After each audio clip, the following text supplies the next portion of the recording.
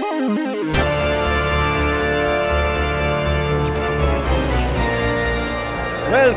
to Guaranteed Audio.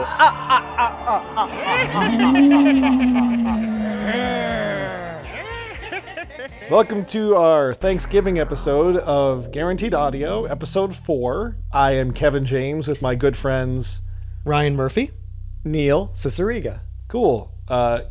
And that was like not an alphabetical order or reverse alphabetical order. We'll figure it out at some point. We'll edit it down. Yeah, we'll flip them around. Neil Murphy. All right, right off the bat, it's the end of October. Has anyone here been doing anything celebratory for the Halloween season outside of watching movies? yes. I went over the top on not costumes. Well, I have a couple of costumes lined up, but I know we're going to get to that in a bit. I've spent a little over $200 on Halloween decorations this year. I really want to go, and that's, by the way, $200 at Spirit Halloween does not go very far if you want to go all out. So I'll probably buy more. Some of it's for my own use as a civilian in my private life. Some of which is for the office, for where I work. Some of it's for my brother and his new wife. Some of it's for... I got a lot of stuff. Great. My wife and I are throwing a Halloween party. Both of you will be there. It's correct. As of this recording tomorrow. And it's our new condo.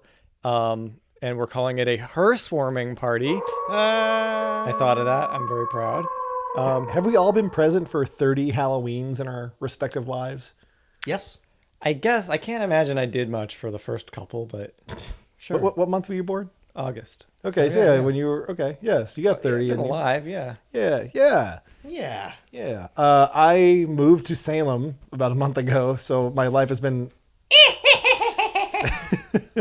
That counts. That counts. So I've been soaking in the Halloween saturation. There's been carnivals in town, ghost tours and such. I've lived in Salem before. I love the town. Love all the festivities that come through. Even the tourists. I really like the tourists. A lot of family members love to come up in September, October to see the town and, try to show them a good time. Try to show them some local flavor and food and the museums and all that stuff. Yeah, Kevin, curious, just for our audience who may not be here, Massachusetts natives, like Cape Cod in September, after Labor Day, there are savvy tourists who come after the rush. People who don't have kids, lucky people, who, sorry. Is there not a rush, but are there tourists who are into Salem and the whole aesthetic after October, November, December? Who come to see all the cool stuff when when the crowds are gone. Yeah, I would equate it to, how you'll go to Target on November 1st and 2nd to get all that the Halloween candy at 80% off. Bingo. There are definitely people that come around a week or two into November when it's a little crispier, a little drier, a little more traditionally autumn, and there are no lines for anything. The carnival usually sticks around another week or so. All the museums are still there. All the tourism shops are still selling their t-shirts for $5. Salem's kind of always fun. Salem always has something to do year-round, even when there's huge snowstorms. There's some awesome comic book shops, local mom-and-pop video game stores. Like I mentioned, museums. There's a boardwalk with a very an old-school traditional Yeah, the downtown arcade. area is really fun. It's really not fun. It's not just witch-themed. Yeah. It's just a really good town. Yeah, and there's a lot of interesting local shops and jewelry and leatherwork and stuff you can look at. There's always something fun to look at that's not Halloween specific. And I think the town will always attract that North Shore, the antique crowd that likes to go around on Sundays. There's always a reason to come to Salem for that. It's a real town on top of being a fake town. And it's a pretty cool town. Yeah. It's probably my favorite town in New England. So I'm glad to be back there. The only thing that stinks is the three of us are far apart now. Neil and I were living in Somerville simultaneously for a bit. Now, Ryan, you're in the Cape, Neil's in Somerville, I'm in Salem. So that's the Orion's belt of Massachusetts. Of eastern coastal Massachusetts. For those of you who are not Massachusetts natives, let it be known, it's something we all do. It's not a good thing, but something we all do. People who live on the eastern part of Massachusetts, the North Shore, Boston, the South Shore, Cape, we act like the Western Massachusetts does not exist. We don't think about it. We don't go there. It's basically it's upstate New New York. Yeah, it's upstate New York. It's upstate New York and Connecticut. It's actually interesting for any of you who give a shit about sports, which whatever. They tend to be Yankees fans like New York, and they tend to be not Patriots fans. Well, fuck them. Yeah. I This don't is a sports podcast. Yeah. At all. But it is weird. They don't identify as being, and it must be weird knowing that there must be a lot of people who gripe in earnest, about the fact that their tax dollars are going to a state house that never talks about them, never thinks of them, and never does anything to help them. So, yeah, it would be interesting. It's like they're a different state. Yeah. I'm trying to think of anything specifically scary I've seen in Salem this year, because there are a few local haunted houses, and I've never been to any of them. I've been going to Salem on Halloween every year since I was a teenager, since I was 16. I've never missed a year. And I would never go out to Salem to see the haunted houses because it's so busy. Why would I want to spend like $30 to walk through what's probably like the back of a mall or something retrofitted into one when I could go to Barrett's haunted mansion down in Abington or Ghoulie Manor. Like there are a lot of excellent haunted houses in New England. Fright Kingdom, things like that. I'd like to get some more legit scary stuff in my Halloween palette this October. Have any of you guys done anything like that this season? Before I continue, Kevin, at the beginning of October, did they do their big parade? The homecoming parade. They did. I wasn't there for it though. Oh, okay. Salem does kind of a locals only parade. No, I haven't been to any of their haunted houses. I did go to the it's not a wax museum, it's like a movie prop museum. What's that place called? In Salem? Yeah. The Nightmare Gallery. Yeah, the Nightmare Gallery. That place is great. I love that. They have a lot of good They have props from Pet Sematary. Oh, Yes. cool. Yeah. They have actual props and just very good replicas of horror movie characters and props from like the whole history of horror, not just like slashers. Like the Wolfman and yeah, the they got Xenomorph Wolfman and stuff. Yeah. And they got a gremlin. Yep. Like seeing that gremlin. They got the I gotta Gremlin. check this. Count Olaf, you said, right? Count Orlok. Yeah, that's not exactly a haunted house, but it's definitely something I would have been too scared to go in. It does become a haunted house in October. Oh, really? Yeah, half the time it becomes a haunted house. And I've never been through the haunted house portion. But it's basically a movie history museum. It is. I went in late summer and it was pretty awesome. Yeah. They run a tight ship in Salem. The tourism committee and the local government takes... It's not paying us to say this, by the way, but we really do enjoy it. They take really good care of the local businesses, and it shows, because the local food is great. Like, there's so much good food in town that whenever people visit, you never get bored taking them out. And by the way, we're all bringing this up because we live within reasonable distance. I mean, Kevin's going to sleep there again tonight. We're all in reasonable distance of Salem, Massachusetts. I can't think of anywhere else in America that would be considered a Halloween town. I can't think. The setting for Hocus Pocus. Sleepy Hollow. All right, that counts. Is Sleepy That's Hollow pretty real? good. Sleepy Hollow is a real town. Yeah. It's Okay. pretty New York, yeah. I don't know if they have as much tourism as Salem. But Hocus Pocus is Oh, yeah. pretty big, right? All right, one is like a piece of classic literature, and And the other is Sleepy Ichabod Hollow. Crane. Yeah. One of them is an Are You Afraid of the Dark episode, and the other is a big budget Are You Afraid of the Dark episode. That's true. But yeah, have you guys watched Hocus Pocus this season? No, Not yet. yet. I should. I've Actually been. I've just been busy with stuff, and I haven't gotten a chance to watch a lot of spooky movies. I guess this will lead into current media. I prefer media current. Let's see. The most recent thing I watched was the other night, or I rewatched the 1978 Invasion of the Body Snatchers. The with- good one. Donald Sutherland, Leonard Nimoy. Yes. Well, the great one. Young Jeff Goldblum. Very skinny. He even like gives his weight. In Have the you movie. seen the 50s one? I haven't. I really want to watch. I hear that's good. Yeah. But the 70s one's like... Price, if I... Yeah. Is that the... Yeah, is it... No. The 50s one is Kevin McCarthy from UHF. UHF station! All right. Oh, Weird Al! He doesn't call him Weird Al in the movie. But the 70s one is really cool. It's just it's a 70s horror. It's a 70s version of a 50s horror movie. So it's got weird ghoulish angles at times, and it's got the 50s style paranoia, but it's got 70s fashion and 70s dialogue. The fashion is awesome. I love whoever designed. Yeah, whoever's the guy who, because they're just trying to look like civilians, but cool civilians. I just like. Well, the thing about the movie is it's got a little bit of an upper crust, academic. That's right. Yeah. Side to Yuppies it. is the word. Yuppies is the word. They're kind of yuppies. It takes place in San Francisco, which is Yuppies. awesome. But Donald Sutherland is, he's a scientist.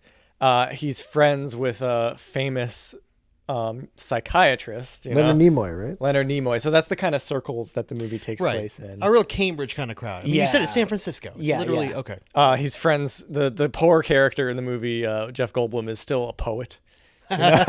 So it's a little. It wasn't attempting to be super accessible in that respect. Like the casting's very atypical. Is that what you're getting at? Like I guess 'cause so. I don't know seen how it, much but- of this is from the original. Maybe the Yeah. original is a little bit Yeah. academic too. Because I think the original also deals with like people talking about is this mass hysteria? Is it Yeah. So you it's think like a that's- little hoity-toity, but the actual plot is pretty accessible. Do Yeah. you think that was having just recently rewatched it?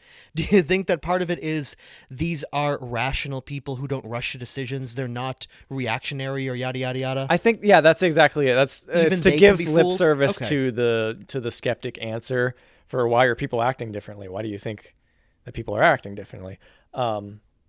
So it's basically to create tension, I think, between rational answers and the irrational reality of an alien invasion. You've seen it before, right? Yeah, I've seen it a couple times before. With It's that definitely one of my favorite fantastic- horror movies. Not to spoil the film for anyone, but That ending.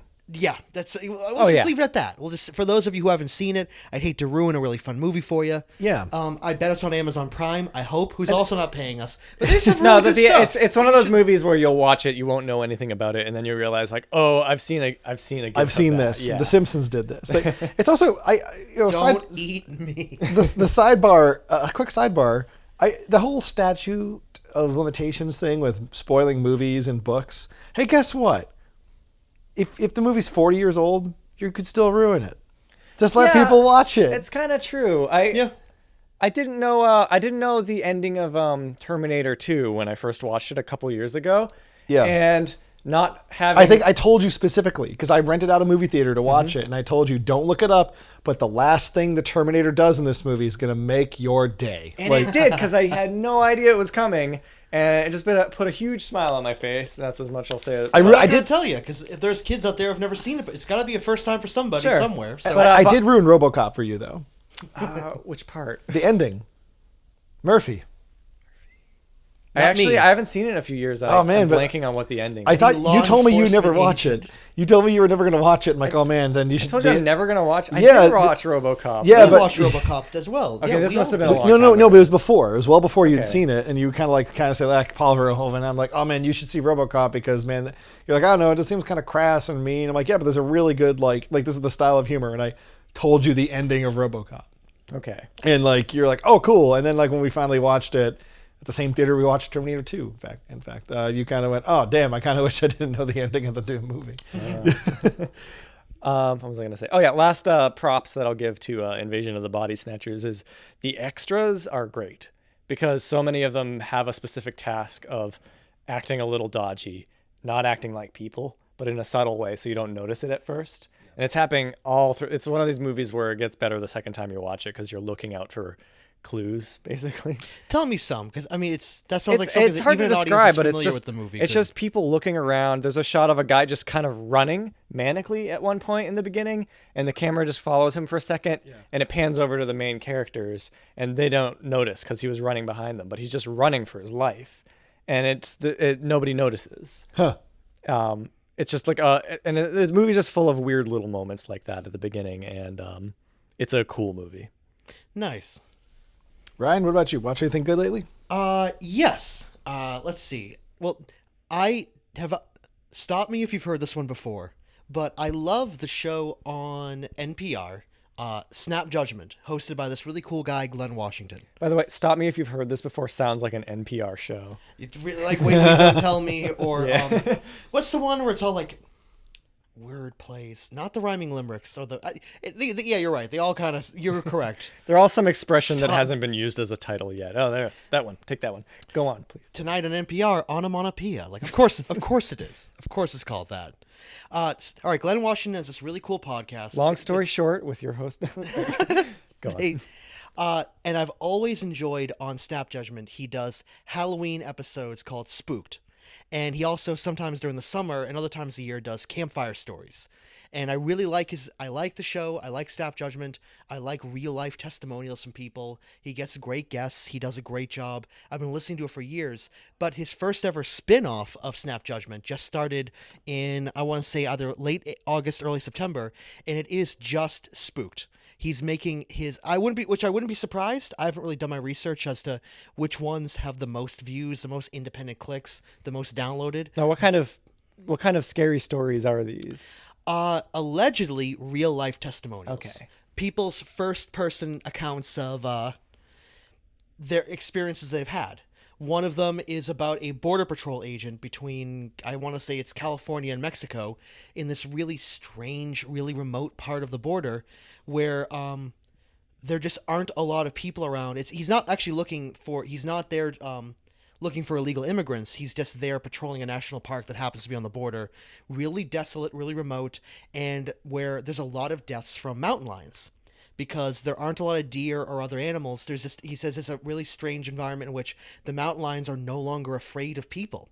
They target hikers and campers, and it's a spoiler alert. I won't tell, but Bigfoot shows up. Oh, It's a Bigfoot story. It's about Bigfoot, but he just brings up the world that he's the environment that he paints, that you learn about the location of this place, just feels like a really weird setting. He does one about a social worker this is an older one, social worker in Scotland who goes for this kid who's being homeschooled in a really remote part of Scotland, and basically they think that there's a child. That's right. The kid goes missing, or they think the child has a friend that's missing, and they claim that he has accounts of talking to this kid who lives in the woods, and this kid gives they claim that it's a ghost. And as the story goes on, you find out that this child either did really good research and is a great hoax, which is almost certainly that's what happened. Is that somebody set this up? Yeah, they tried to pitch it as, how could this kid have possibly known these details about his, in air quotes, the friend who's a ghost? Like, oh, the kid got murdered. It happened years ago. Right. Like, maybe he just looked it up because he knows things that could be looked up on Google. how about you, Kevin? Well, I've been doing the October tradition of watching a bunch of spooky movies and the Treehouse of Horror episodes of The Simpsons. Mm-hmm. I also watched Pet Sematary recently. I don't watch that every year. I probably watch it every 2-3 years. 1989 Stephen King adaptation, directed by Mary Lambert. I'm sure people have heard of Pet Sematary. Yeah. Have you both seen it? I have, yeah, only once, but I listen to the Ramones theme song all the time. It's pretty bad. I love it. It's fun bad. Like I like yeah. it too. I have the single too. Yeah. But I like that movie. It's very imperfect, but it kind of has a silly MTV touch from that era that kind of softens how truly dark some of it is. The subject is so dark. It's very dark. I mean, there's also like there's a scene where like they clearly drugged up a cat. Like, I don't remember that. I don't want to give it away, but there's like a scene where like there's a cat that's like barely conscious. It's not animatronic. Right. No. That's right. It's definitely a real live animal that. Yeah, that they like knocked up a bit. I'm sure PETA was around back then. I will say PETA's job has become, I'd like to think, easy. I hope that when PETA, Are you thinking of the ASPCA? no, the people for the ethical treatment of animals, The crazy PETA. They're not all crazy. I mean, their leadership is crazy. It's strange. The first time, so in Pet Sematary, the film is basically a Stephen King love letter towards the monkey's paw, and in it, this couple with 2 kids, they move into middle of nowhere, Maine, surprise, and their cat gets killed very early on. Church, named after Winston Churchill. They live next to like the worst street you'd want to be next to. Yeah, like a bunch of 18-wheelers driving by all the time. Yeah. And the death of the cat is actually off camera. Mm-hmm. Like a neighbor calls them up and goes, "Hey, found your cat in the road out there." And they go out and look. And That was good. There's the dead cat. And By the way, half of the reason you want to watch this movie is that character. It's the guy, Munster guy. It's the guy who played Herman Munster. he's amazing in it. He's He really is, and he nails a Maine accent, which is different than a Boston accent. There's a scene early in the movie where so the family moves into this house and they meet their neighbor Grady, Judd Crandall.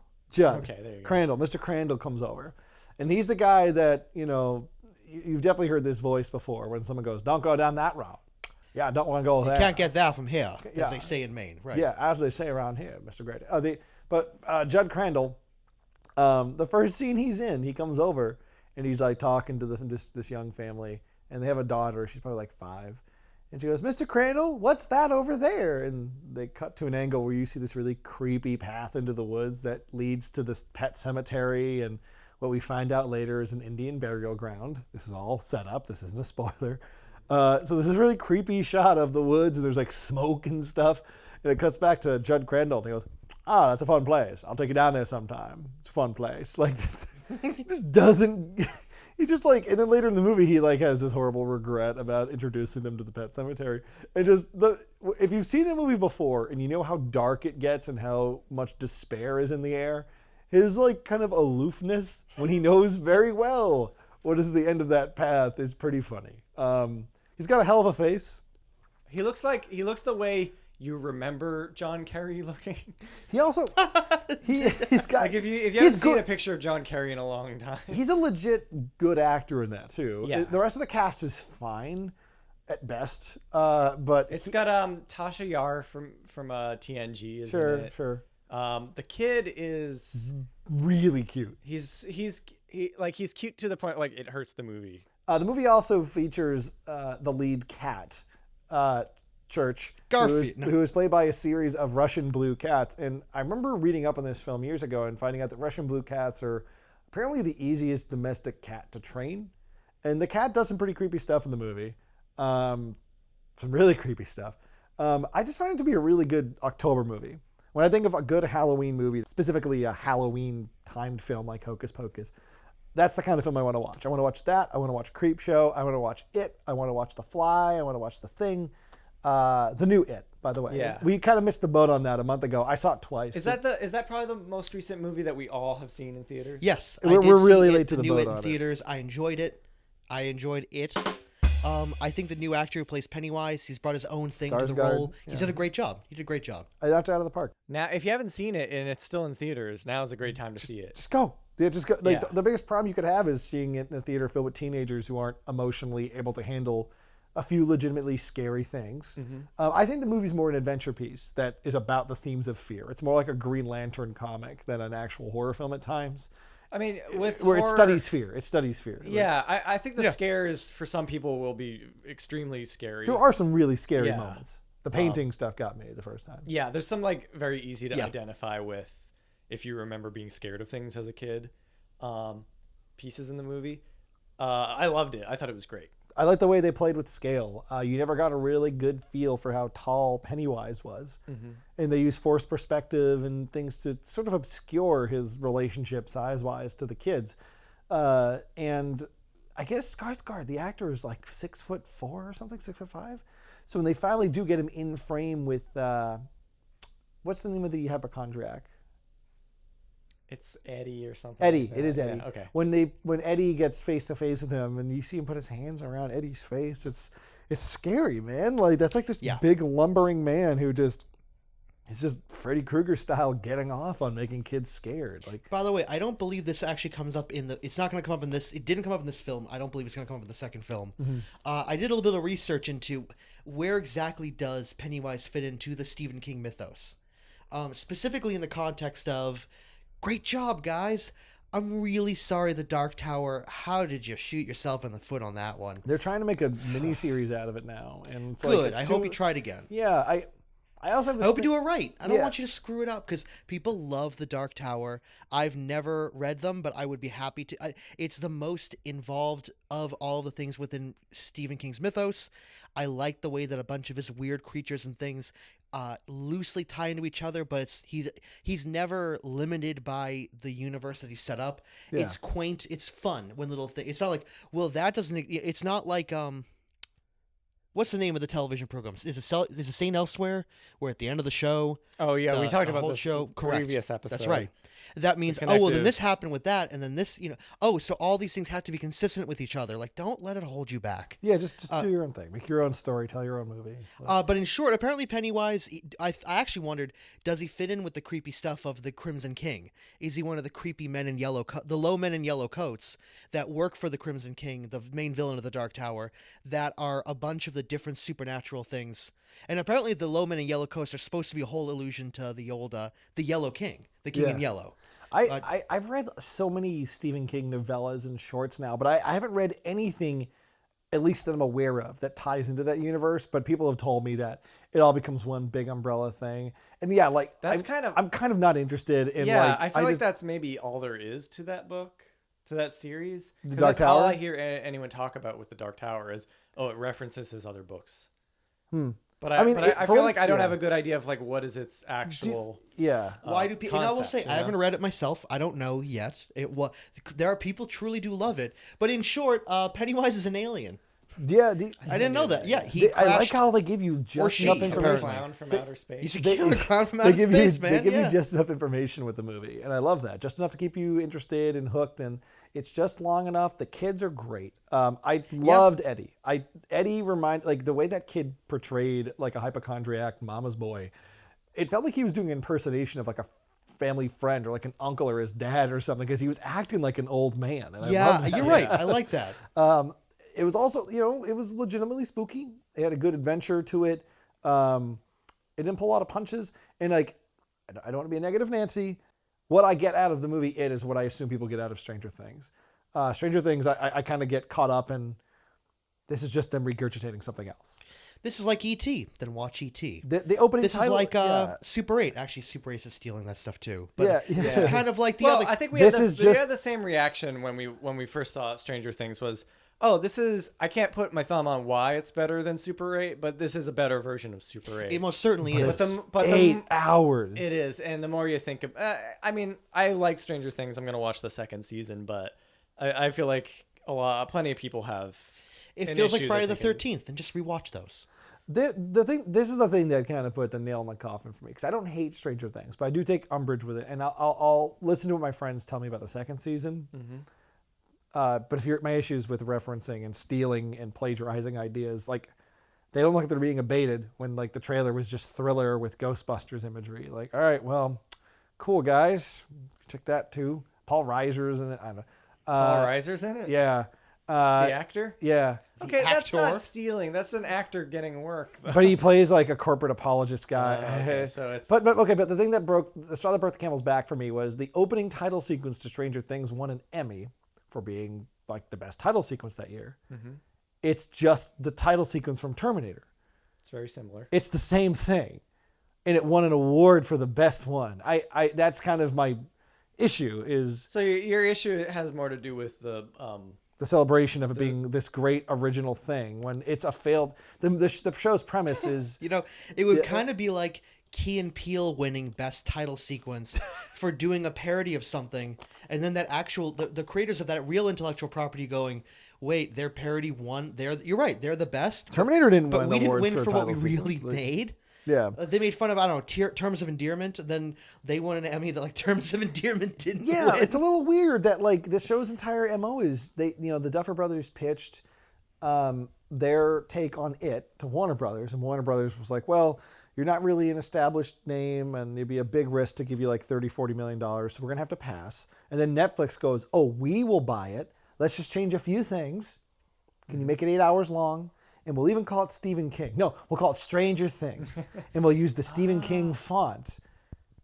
The thing is a wholly unoriginal idea, and it loves owning it, and that's kind of my problem with it. Is it's not, and there's other problems I have with the narrative too. Like I don't like the felt teenagers. when I watched it, I didn't have trouble with the fact that it is a big pastiche because it's. They shoehorned in David Bowie music just because he had died when they were making it. They did. Like, and it had nothing to do with like the episode. Like they played And the that's song the, Hero. it did not feel natural. It felt or did not feel homogen. Didn't flow. And I don't want to just want to clearly pick it there apart. because I'm Yes. not excited for season 2. Is what I'm getting at. And with it, I remember at the end of it, I went, oh yeah, this is clean. This is the pure stuff. this is the actual. This is like the Mexican Coke to our American Coke. Yeah, Like well, I mean, this as is- someone who does like Stranger Things, my big issue with it and what I think is very 2017 about it is it doesn't really have a hard concept or a high concept behind it. It's got a vague spooky land that can make spooky things happen. And any it's- reference we want, we can pull out of it. it's just kind of it's a very ill-defined the upside down, it's I guess it's Lovecraftian, but that's kind of not what they were actually doing in the 80s. Horror movies had very specific concepts in the 80s that were like very well defined, like, oh, it's a living doll, oh, it's a guy who shows up in your dreams. It's an amoeba from space that gets bigger. Yeah, Like, yeah. Like and with Stranger Things, there's this element of, I mean, I have other issues with it. And again, I don't hate it. I think the kids are great, most of them. I think the teachers are good. I like the sheriff. cast. I like the sheriff. Yeah, the sheriff. I feel I'm embarrassed how much I think the sheriff's the best character far and away because he's clearly my cipher into that universe. Ming and I have laughed about this. Like, yeah, of course I like the 30 to 50-year-old white guy. The thing is, we all basically like that character. Like, I think everyone knows, like, oh, that guy's like, oh, they knocked that guy out. I don't get the Winona Ryder love on that show. I think she's very one note on that show. She's always doing the same expression, screaming, "Get me my son back!" Like, I think old Winona Ryder has a. We have a joke about Winona Ryder, the three of us, about how... Oh, I remember my Edward Scissorhands from... Sorry, I can't finish that. Oh, I sure hope my son Spock doesn't have to visit me someday. You know the joke about old Winona Ryder ruins things? Yeah, we have this thing about... the black swan is gonna be a swan. Okay, she's not old in that film, but it's true. For those of you listening at home, which is the only way you could be there because you're not with us in this room, is... It was an odd pattern I noticed. We collectively, I don't get to take credit old for this Winona one. Ryder showing up in things. What other than Winona Edward Ryder ruins. Scissorhands and Star Star Trek? Trek. Is that it? No, there's another It one. was Winona Ryder ruins things, and I like Winona Ryder, and I like Heather. I like Edward Scissorhands, and I like her in Edward Scissorhands. But it was. I think it was actually the Chris Pine Star Trek run that I thought. Why did they age Winona Ryder? I'm glad they didn't digitally Just age get her. an older actor. Well, it's the exact same. The exact same thing happened in Prometheus with Guy Pearce. Yeah, with Guy Pearce. Was they had a scene where you see that character young, and then they deleted that scene. That's what happened in both movies. So what you watch in theaters is a movie where there's an elderly character who's played by a famous younger actor in old face. In old face, I like that. And actually, You make it sound like a bigoted practice. it's not bigoted. It's kind of an accident, but Old it's just face. weird. Well, see, that's what it's called. And Yeah, also, yeah, you know yeah. what? The original hasn't been remade, but The Exorcist. What's his name? Gabriel Byrne? Nope, No. different. The guy who just looks... think of him with. Yeah, I know sorry. who you're talking about. The minister. old guy. Old priest. What's his name? Oldman, Gary Oldman. Priest I'm guy. not helping. Something. That's his name. Robert Downey Jr. Fucking what's his name? He was in We'll talk and I'll find his name out. And Okay. you'll feel Anyway, in that movie, he's also playing an older man than he is, and you kind of don't notice it because he's old now, and you just feel like, oh, he was always old, but no, he's an old Max von Sydow. Yes, thank you, Max von Oh, Sydow. thank you. Thank you. He's also needlessly aged up in that movie for kind of no reason. Only with that, it's Max von Sydow, and I think they probably just thought, like, we want him.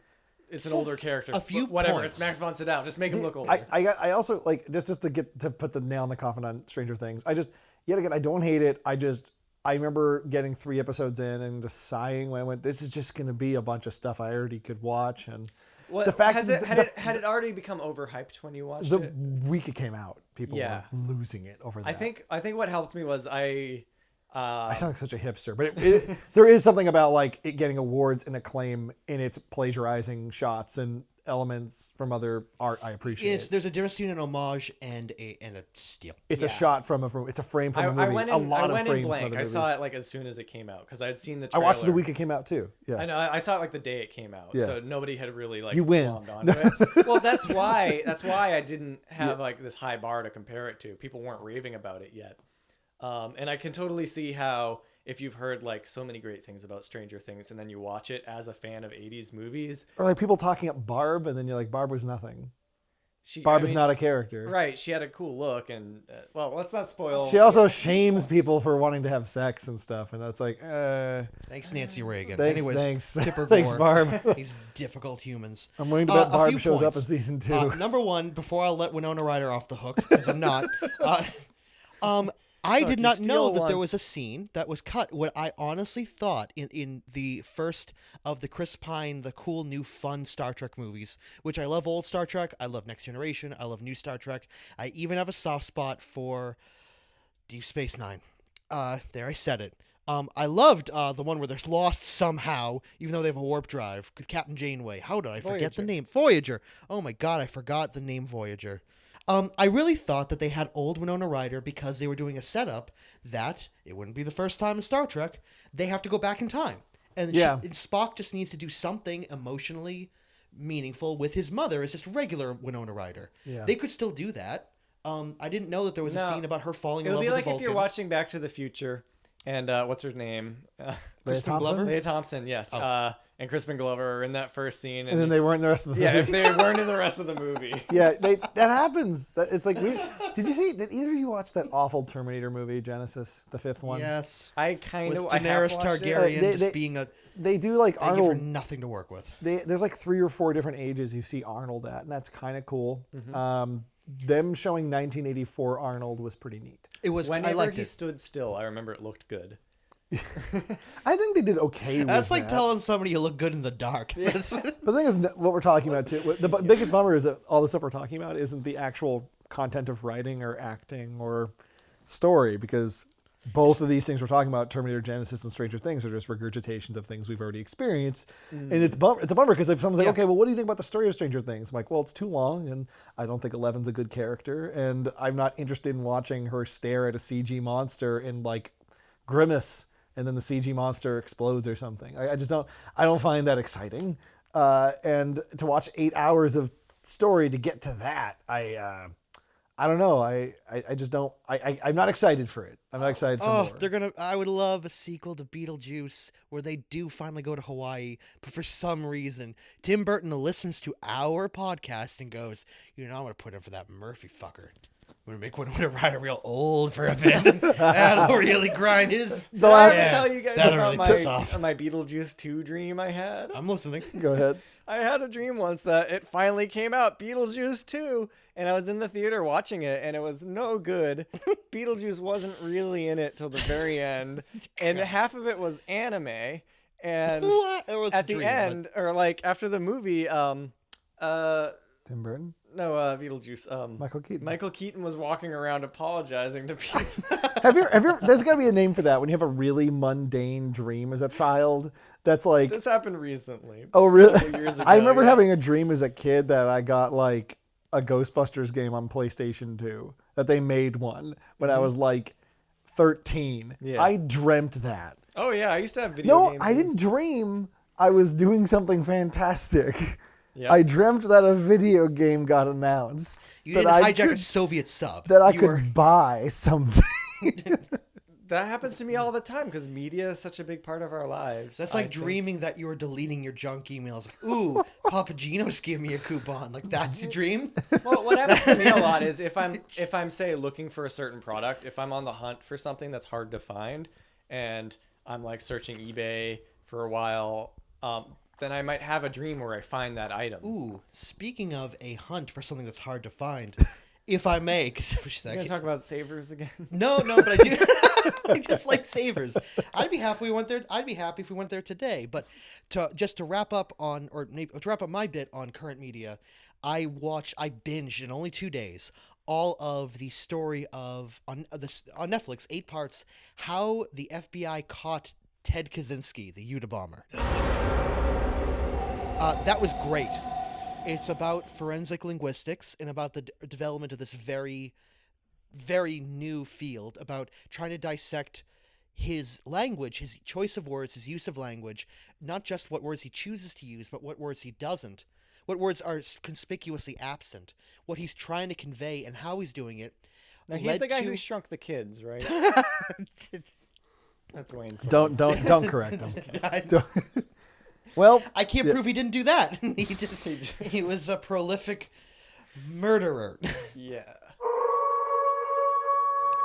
so for those of you new to Guaranteed Audio, once an episode, one of the 3 of us will conduct a quiz for the other 2 members of the show, where we'll pick a subject matter or some unique rubric for a quiz, and we'll have at it, and then whoever wins, and then we move on to the rest of the podcast. And this month, this holy month of October, the quiz belongs to Ryan Murphy.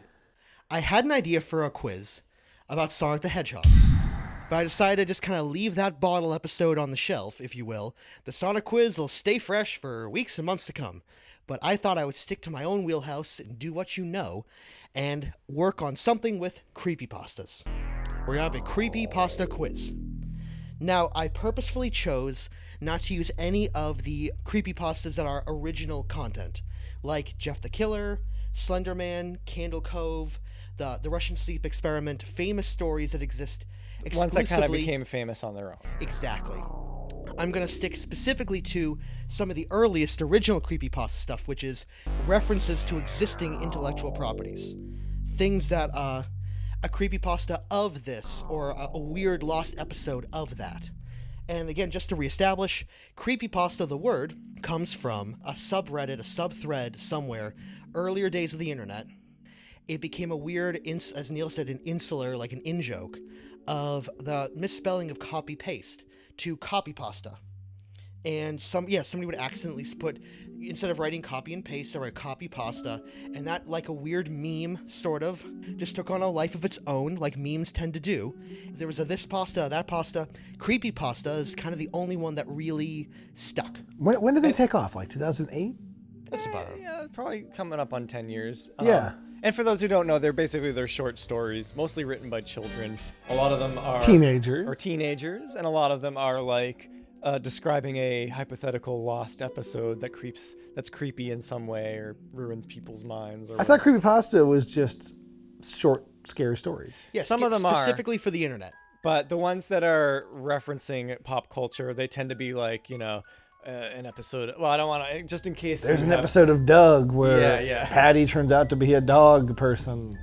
A lot of it comes from the earlier days of before we had on demand, or before we had like a television where you can literally look up what you want. There was a directory. Okay. Do you remember that one weird thing that aired at night, or do you remember that one thing that you kind of confuse and conflate? The in your creepy memory? episode of Family Matters they only showed the one time. Exactly. Yeah. Exactly. All right, so let's go. Okay. There is an actual, or is one of the very few that could be considered an actual creepypasta about our good friend Garfield. Great. There is a Jim Davis comic strip done for Halloween that has a genuinely dark, sinister tone about Garfield waking up in his home. It's dark. It's literally dark out. And there's a note left by John and Odie saying that they're sick of Garfield is selfish. Garfield is mean. Odie is sick of being kicked off the table and being, bullied by Garfield. They have left. And they've left Garfield. They're starting a new life, and Garfield then at the end of the comic just goes back to his bed, and presumably because of his combination of selfishness and denial and genuine laziness, that he just goes there and he just is too lazy to actually go out and find food and water, and that he actually just dies. He starves to death and he just dies. And if there is a canon to Garfield, if there is, in fact, a canon to Garfield, all of the other Garfield strips from that point on are just his memories as he dies. It's sort of an occurrence at Owl Creek Bridge of the rest of the continuity of Garfield. That is how his story ends. Okay. What is the name of that Garfield comic strip? I thought this was going to be a true false. Gee, I have no clue. I got nothing. I remember the strip, but I don't remember the name. Well, what I found, because apparently it's called Starving Garfield. And although that is not necessarily the name that Jim Davis has ascribed to it, but if anything, it really doesn't matter if you guys got that right or wrong. It's that now our audience knows that information. They can go look it up for themselves. And that's good. These are what creepypastas are supposed to be for. Starvin Garfield or Starving with a G? Starving, I-N-G. Starving Garfield. I think Jim Davis's official word on that was, I just want to do something a little spookier for Halloween. It's not, you don't have to take it seriously. Exactly. But it really does make it look like Garfield's dying. And again, Garfield comics, he never wakes up. They have a very muted color scheme. They're usually in the same 2 or 3 locations. Garfield is mean to the gray cat that I always thought was a girl. Nermal, because Nermal was always voiced by a woman on the cartoon, and Nermal is not a human's name. Question number 2. A cartoon way before the Hays Code, if you will. You guys heard of the Hays Code from back in the original code of not just mostly for animation, but among other things. And Well, there was a equivalent in comics. It wasn't the Hays Code exactly, but it was the comics code maybe. Or something. Okay, but what's the okay? Well, what's the It was Hays Code? that you could only things you could or could not depict anymore. No more of the creepy skeletons. No more ghosts. No more smoking cigarettes or drinking. Smoking cigarettes or drinking alcohol had to have need to now have negative connotations, and this was actually a Betty Boop cartoon that was starring her little dog friend named Bimbo. And Bimbo, like Betty Boop, was popular among the first talking cartoons, the first ones with sound, post Steamboat Willie, back in the 1920s into the 30s. And there's a famous one that is in a lot of ways like a creepypasta, because Bimbo, it's called Bimbo's Initiation. And Bimbo is brought into this weird, creepy cult and this nightmare house with chomping doors and slides to nowhere and crazy, creepy stuff. This famous Betty Boop story, and Betty Boop is actually there at the end of the cartoon. That doesn't spoil it to watch it. All of you at home, watch this. Watch this cartoon. If that's all you get out of this, then worth it. What's the name Worth of the it. cartoon again? Bimbo's Initiation. Okay. This famous, creepy old cartoon is featured as a famous set piece in what film? Bimbo's Initiation is used as a set piece to draw the audience into something terrifying in what film? I'm gonna guess Who Framed Roger Rabbit. That's a great guess. It's wrong, but it's a great guess. My guess, I don't think it's right, but I was thinking The Forbidden Zone. Oh, even better. Also wrong, but Yes. But definitely rude. wrong. Okay. This is good because this is actually one of the questions you can keep on thinking. And again, if the audience, if all you get out of this is you learn about this Garfield thing, look it up. Watch Bimbo's Initiation. It's like less than 15 minutes long. I have seen it before, but I don't. I've never seen it in a movie though, so I've got none to work with. As a matter of fact, you have. What movie? Is it in That's the telling you the Babadook? answer. Is it the Babadook? No, but No, there there is is a a great animated- old timey yes, thing. okay. It's actually not animated. It's like a Méliès, like early 20th Oh, century. yeah, that's what I was thinking of. Which was great, actually. By the way, Babadook, anyone out there at home, watch it. Gets better when you watch it more than once. Mm-hmm. And everybody, I was about to say, everybody out home, give up because I can't hear them. Kevin, Neal, Yeah, I think I have to give up. Yeah. Bimbo's Initiation. At the very beginning of Bimbo's Initiation, he is thrown into a manhole cover by a clear, copyright infringing even at the time, what is clearly a caricature of Mickey Mouse, who would have been Betty Boop's biggest alliteration, Betty Boop's biggest competition. But the answer to the question is the film in which this is in, the cartoon, the creepy, creepy old cartoon, Bimbo's Initiation, is what the sister is watching in the third segment of the Twilight Zone movie. Oh. The only remaining member of his actual biological family It's a Wonderful Life. No, that's not the name. It's a Good Life. Yeah. The 1980s remake with the great pup. It is now that story. That is of the quality of creepypasta that creepypasta should be. Mm-hmm. And for those of you at home, watch the Twilight Zone movie. Half of it's good. Mm-hmm. Second half. Next question. Yeah. Oh, yeah. It's just straight up the second half. You can just actually, in a lot of ways, you really could just skip. It's 40 minutes of gold. Mm-hmm. Yeah. John Lithgow. All right, Kevin, you're going to get this one because it was on. Yeah. So, another thing, a big trope, a big theme in creepypastas is that one weird episode, that strange thing they used to film, that strange thing that was on like public access, or that weird thing early in the morning on PBS, or as Neil, you, Max, and I were talking about a month ago, those weird MTV oddities they used to air at Saturday morning cartoons at like 5, 6 in the morning when my parents would be like, "This is the only day I get to sleep in." Just things that Shut the fuck up! Like, let me watch it. Let me sleep in. Just stuff that you haven't seen in ages. Exactly, and you vaguely remember it, and we discussed, Kevin, and tell me if you know this one. The Head. A guy with a really big head and an alien lived inside. You remember this one? You know what I'm talking about? Yeah, you guys talked about it in the last podcast. We did. We talked about yes. It was yes, on Liquid yes, we did. Television and Cartoon Sushi. Yep. Wait, was it really? Yep. I did not know that. Well, this 1980s hijacking of a television signal in quite a few stations, I believe mostly out of the Chicago area, if memory serves me right, during November 22nd, 1987, starred which famous 1980s character? Max Headroom. Max Headroom. Yeah. It's called the Max Headroom event, right? Well, yeah, but that kind of gives away the question. Correct. Yeah. No, I was reading up on that recently. And you shared it again with me because I hadn't thought about that in years. It's legitimately a creepy clip to watch. It is. The sound is what does I don't it. think he meant it to be creepy. I think it's just the quality of like the mask and the video. And It keeps going. Have you seen the whole distorted thing? audio. Yeah. It gets like oddly. So for people who haven't seen it, yeah, like back in the 80s, like some guy and girl figured out a way to hijack like a UHF signal in Chicago, around Which Chicago. is a huge security threat too, like for Yeah. defense purposes. When you think about like here in America, could someone hijack even digital cable stations? But I'm sorry. So people are watching the news, and all of a sudden Max Headroom shows up, and instead of it being like Selling Pepsi. this like old 80s spokesman Max Headroom, who's kind of creepy in his own right, it's some guy in a really creepy Max Headroom mask and sunglasses, and someone's behind him holding a piece of sheet metal, and they're just rotating it and moving it at a weird angle to make it sort of emulate the CG stuff they were doing with Max Headroom that looks like the Mystify Your Mind Windows screensaver. Correct. It's really creepy looking. The audio's not quite there. And And he's yelling about something. And at Catch one the point he, wave, like, or, yeah. bares his butt and someone the woman spanks it. spanks it. She's Yeah. in a costume. Like, It's super weird. Actually, this reminds me of a video. I love this video. It's called "What's Wrong with You."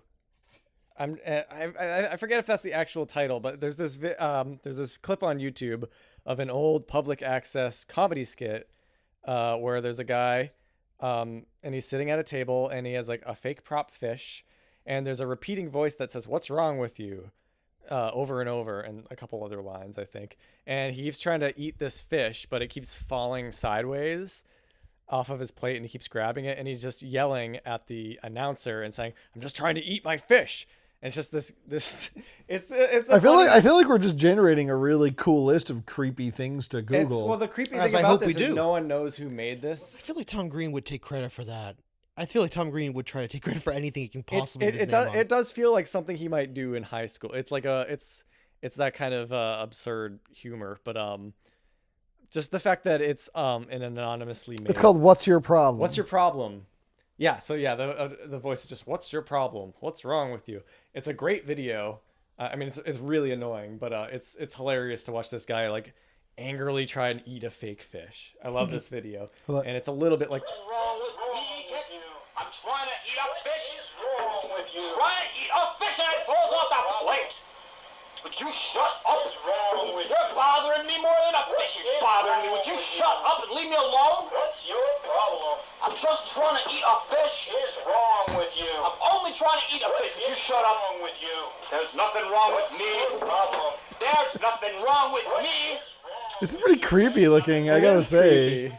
I'm gonna look it up. This is a new one. I learned something new today. That's Yeah. awesome. There's nothing. I mean, it's just like some joker who like made a public. That's something we would do, you know. I almost feel like we should retrofit this into like Ryan Chair's creepy fucking videos to watch on the internet, and we go, yeah, we just all Wow. watch it. Anyway, yeah, I like that one just because it's unsourced and nobody knows where it came from. In like 20 years, people who would know might just be dead. Like it might be one of those things that, Yeah, you know, sure. So it might just be lost to the ages. Maybe. All right, so 1 point for Kevin. Yes. We both knew it. Well, okay. But you said it first. Sorry, Neil. He said it first. Is there more? All right. This one comes ripped from the headlines. For those of you familiar with the field of mental health, up before like basically 1980, it was a nightmare. It was really bad. And a lot of creepypastas, along with plenty of urban myths and scary stories, come from abandoned mental asylums, tuberculosis hospitals, creepy, especially right up. We are spoiled when it comes to creepy locations here in New England. And one of the worst cases that got exposed was a place called Willowbrook. Now, for those of you familiar with the real Ryan Murphy, the real place, a lot of American Horror Story Season 2 is based on a Willowbrook-like place. And there were a lot of really scary ones. But the thing about Willowbrook that was famous was because it was exposed. A lot of these were exposed by important people, groups of concerned citizens, and Willowbrook itself was actually famously toured by Robert Kennedy, who came out and said, "This is basically this is disgusting. This is dehumanizing. We've got to fix this place and get these people the health they so desperately deserve." But what journalist made their name by rushing the place with his camera crew with the big light on, exposing. Geraldo. It's always Geraldo. Geraldo Rivera. Well, I know this because I watched the documentary Cropsy. Did you watch it? Yep, Cropsy is in fact about. That's right. It's about Willowbrook. Cropsy is exactly the kind of urban legend that comes up around when you close a mental asylum, because mental asylums are scary. Abandoned mental asylums are obviously scary, and a lot of people, depending on their financial setup or their mental health issues, when this place closed, they were just homeless and still in desperate need of care they were not getting. That leads to a lot of scary stories. Next up on the docket, a few years ago in the year 2008, an alleged Bigfoot body was found. We're having kind of tonal whiplash here. I know where this is going. Okay. All right, in the year 2008, from CNN, and I quote, the initial promoter of two hikers claim that they found a body of Bigfoot in Georgia. Their names were Matthew Witten and Rick Dyer. What was the corpse that they claimed to have found, which was later disproved to be a hoax, that was they claimed was Bigfoot? I think, wasn't it just a Bigfoot costume frozen in ice in a cooler? Yes, but what else was with it? Some deer meat, Ooh, better. cow meat, Oh, nope. Meat? Other way. human meat. Raccoon. Oh, It raccoon. was a suit with a bunch of dead raccoons. Like a Bigfoot costume with raccoon meat. Correct. What did they think was going to happen? Hey, maybe they didn't know. Maybe they're just that smart. Maybe they found a Bigfoot. Maybe someone else put the raccoons in the Bigfoot costume. Maybe this is and a they found it and they didn't check Jack it out. and the Beanstalk scenario of some old like, ooh, I found me a Bigfoot, but I can't bring them into town. Maybe you boys could. Like, Wasn't there a recent news story from Washington State where somebody found a Bigfoot and they claimed to have new video? This is like a week ago. Oh, there's always Some yeah. Bigfoot's not real, guys. It's cool. Let it go. I mean, It's a cool I legend. should. No, I'm not gonna be that stale. It's fun when people say they found Bigfoot. yes, well put. I remember. It's- I remember that exact story. I think that's what was in the news when we decided to make Bigfoot Begins. Yeah. a bunch of dead raccoons and a cheap suit stuffed in a freezer. Watch Bigfoot Begins. It's a pretty good short film we did. Just Google Bigfoot Begins and it will definitely be the first thing. I hope. Because Batman Begins this was before Dark Knight came out. I believe. It was. It was. Yeah, as they were like, oh, Batman Begins. Batman's Oh, back. yeah. Yeah, it's still a good movie. It's Guys, it's Batman. got Liam Neeson. All right. Like I was saying, there is, when it comes to television shows, comic books, comic strips, we all remember from the 90s Calvin and Hobbes. There's an alleged creepypasta, which, by the way, it's not like a television program from the 80s. Someone could actually just draw this. They could just imitate Bill Watterson's style. I'm sorry, they could steal But I'm guessing Bill they Watterson's didn't, style. right? There is allegedly a creepypasta. There is a real story about a thing in Calvin and Hobbes' story in which Calvin's mother dies. What is Calvin's mother's name? Calvina. I don't think. I want to say they didn't have names. Correct. Ha! Yes, according to Bill Watterson, quote, Calvin's mother never received a name because she was only important to the storyline as the mother of Calvin. Which is kind of it's actually kind of weird when you say it out loud like that. I mean, the father didn't have a name either, did he? Nope, he had no name either. Okay, It would yeah. be really shitty of Bill to have named Dad, like, oh, Dad's named Robert, and she doesn't need a name. Well, Dad works, so that's what. Bill. You know what? I feel like that. I'm not sure why, but that doesn't sound like a creepy, like a good creepypasta to me. I feel like it's not. no, you can't not. make Calvin and Hobbes creepy. It's too good. Well put. Yeah. Now, one of the first creepypastas, I'm sure you've seen the one about, there was a very famous one about Mickey Mouse. Mickey Mouse. Nope, I'm skipping that one. That one kind of sucks. Just for those of you at home, honestly, please just Google Mickey Mouse creepypasta. It's just a cheaply done, really grainy video with a weird, like, it goes dark after a couple minutes and it comes back and there's some screaming of just one looping thing of Mickey Mouse. Quite frankly, the mythos around the one of Mickey is there because Disney is a huge company. Walt Disney is a huge figure. They're very easily digestible, family-friendly things. Even the earliest black and white Mickey, Steamboat Willie, and all that good stuff, leading all the way up to nowadays, Mickey Mouse has never been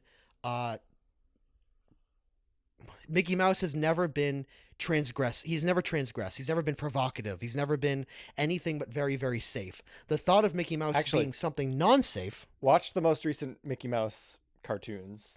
Okay, There's I'm familiar. from the last few years, relatively new. Well, they were making them maybe 5 years ago. Just like the current run of Mickey Mouse shorts are fantastic. They're super weird. They are pretty transgressive for Mickey Mouse. I highly recommend. I them. learned They're something new. so I'm fun, definitely going to so look it up. entertaining. Yeah. Are they on like the Disney Channel? Because I don't have There are cable, there's which is a shame. But there's big supercuts of them on YouTube and Oh, stuff. great. Oh, They're great. just like excellent. fantastic. I remember the 3D one that was before one of the Pixar movies that I saw. No, Oh, it was the yeah, one yeah. before Frozen. That's right. That was 2014. So oh my god, almost 4 years ago. Yeah, these are 2D. which I liked. But, Yeah, these are 2D. They're made by like very good animators. They're very well animated, very visually comedic. There's a lot of them that don't even have dialogue and they're funny as hell. and for those of you at home, I encourage you to look it up, just like I'm. Now, I gonna. want you to apologize for putting down Mickey. I'm No, not, because here's the reason why. Mickey Mouse, you look up the creepypasta about Mickey Mouse, you'll see it's not very good. Then watch, or better yet, first watch Bimbo's Initiation, because if there were some Mickey cartoon that's as good as Bimbo's Initiation, you would go, oh yeah, this is worth a story. Bimbo's Initiation is worth the story, and it's not a very popularized one. The one about Mickey Mouse, called like just Dead Mickey or Mickey something, is it sucks. So, next one. The biggest gathering of pop culture things, subject matters ever of all time, The Simpsons. And it is allegedly a script that never actually got... This one is actually slightly more plausible because it's a script instead of an episode. So there is no episode of... it's called Dead Bart. And it's about Bart dies, and it has an oddly creepy, somber feel to it. Homer cracks one joke at one point, but it really doesn't go over the audience well. And it's just oddly, starkly realistic. The Flanders come over to like pay their condolences, and Maud's still alive because it was back then. Yeah. And Homer actually just like hugs him and cries a little, and then just asks to be left alone. It has a plausibility to it that is unnerving. Nothing insane or cartoonish happens in this universe, and it's just about Bart got hit by a car and he's really dead, and the family can't cope with it. It almost feels like something that you maybe had, like if you had a dream about like, oh, I watched an early episode of The Simpsons when they still did like maudlin stuff like that. Yes, it kind of feels like if you had like a weird nightmare about one of those episodes. What is unique about The Simpsons that lent this some credibility? That the script could be real? Correct. Oh, jeez. I mean, there was an episode where Bart got hit by a car, and Mr. Burns and the Simpsons went to court, and they had to settle. So maybe that's it. Like there was like That's pretty good, actually. I don't remember the one where he gets hit by a car. Is that where Season Burns 1. buys them like that stupid head? yeah. That's still in their basement, by the way, after all these years. Yeah. That they couldn't. What a great example of a gift from a difficult rich person that's insultingly big. You cannot put in your living room because Just give us money. Just give us money. And they gave them something it's very big, it's very old, it's clearly expensive, and they'll never find a buyer for it. So what could it be? What do you got, Neil? Maybe the writing staff? That's a damn good guess. Is there any way you can rephrase that question? Because I'm at a loss. What is unique about I'll just tell you. You guys want me to tell you? I think we should just drop the quiz facade because I just want to hear these facts about cool creep. Sure. The reason why is because for those of you who are diehard Simpsons fans, as we all are, and you're both going to go, oh, okay. And the answer is Simpsons episodes have really weird numbering system. When you listen to the DVD or Blu-ray commentary, they have their own weird little codex ever since. And I don't remember the exact reason for that. If it was because I don't know if maybe it's because they listed them not in the dates that they aired, but when the episode was written or animated, or maybe it's like leftover from the Tracy Ullman show that like the shorts count as like not quite season 1, or maybe it's because of like maybe it's when an episode's completed versus when an episode's there. I don't know. So there's like holes in it where people infer that there were. missing And episodes. yeah, like Kevin, you like when you open up. Yeah, they used to do their pitch meetings every season, and they would just settle on stories they were going to do, and they would sometimes settle on more than they could actually produce. Like, yeah, that would happen. So that's why I think that's why their numbering system's fucked up. I could be But wrong. you're right. When you listen to a commentary, this is season 4, episode 12. They would say this is SO 937. It was this really weird Yeah, system. their numbering system's really off. Like the premiere Exactly. of season 4 is actually supposed to have been the finale of season 3, and was still the Klasky Cuspo animation studio versus the newer studio that started doing it. Oh, so SO 3927, like because they're not. It's not season 1, 2, 3, 4. Episode 1, 2, 3, 4. That's the reason. Yeah. All right. My last question, I think. Hang on, let me scroll through my phone. I have one about Felix the Cat, but it's not that good. This is the last question. He's like Mickey. Hey, people like Felix, right? Remember I told you guys about how, and for those of you listening at home, isn't it weird like Felix the Cat is kind of the same drawing as Sonic the Hedgehog? Like they could live in the same universe? I can see it. I'd buy Yeah, that no, they're crossover. similar. Yeah, fuck it. I like Felix. I like Felix the Cat. I like that he movie. doesn't mess with people. It's a great movie. Yeah. He has a magic. You know what? He's like Doctor Who, but he doesn't rub it in your fucking face. You know what? I'll take that back. I don't like that movie, but I think it's a cool looking movie. I'd I just rewatch it. remember the 3D Felix head. At the end, It's during the at the credits. beginning. It's a lot like the 3D Mario head. Hey where it's- there, you gonna Yeah, watch it's my just movie? kind of like, hey, look, 3D's a thing now. Well, bye. Hope you like the rest of the movie. Yeah. There is a famous painting. It's an impressionist painting. It's at the museum, the art museum Dogs in Chicago. playing poker. There's actually a creepypasta about dogs playing poker. I'm but sure. That's not one of my questions. If there is, and I just don't know anything about it. All right, there's a painting. It is in the Chicago Art Museum called "A Sunday Afternoon on the Island of La Grande Jeanette," or "A Sunday Afternoon on the Island of La Grande Jetée." It's in French. It is by George Seurat. I don't know if I'm probably butchering his French name. By George Seurat, and it's famous for being the painting that, you know what, it is famous for being the painting that Cameron in Ferris Bueller's Day Off stares at for a long. Oh, they cut yeah, back and I know forth the between him looking at it, then closer in the details of the impressionism. The pointillism. Yeah. Yeah. Yep. And this doesn't actually ruin the question here, Kevin. Can you see it? Yep. I've Cool. seen that. Yep. And Neil, you remember this painting? Oh, yeah, the lady with the hump butt and the dog. Yeah. Yes, that's correct. Yeah, the camera goes back and forth, and he's having this weird, intense moment with that great 80s music, and you just see the details of the little ... work of an impressionist painter. I'm sure that there's actual art historians there that I described, the ... guys. Impressionists, Ryan. It's a difficult art. This painting is also featured prominently in an episode of The Twilight Zone. Which episode is it? Oh God. If you don't know this, It's I actually definitely don't used know. as a set piece to establish the theme of it. I have only seen like 3 episodes of Twilight What? Zone. I know. Is it the one? I don't know the name. First of all, we gotta get you to watch 4. I was about to say we gotta get you to watch more Twilight Zones. Like I've watched 3. Like then I'll show you 4 more. Let's be honest here. There's a lot of westerns, and then there's some good ones. There's like 10 that you really need to see. There's 10 good. Yeah, ones. Is I it the know. one where everything's getting hotter? Yes. Yeah. Excellent. Yeah. It is called the Midnight one Sun. where It is everything's called getting hotter. 2017. The Earth has fallen off its axis for some reason.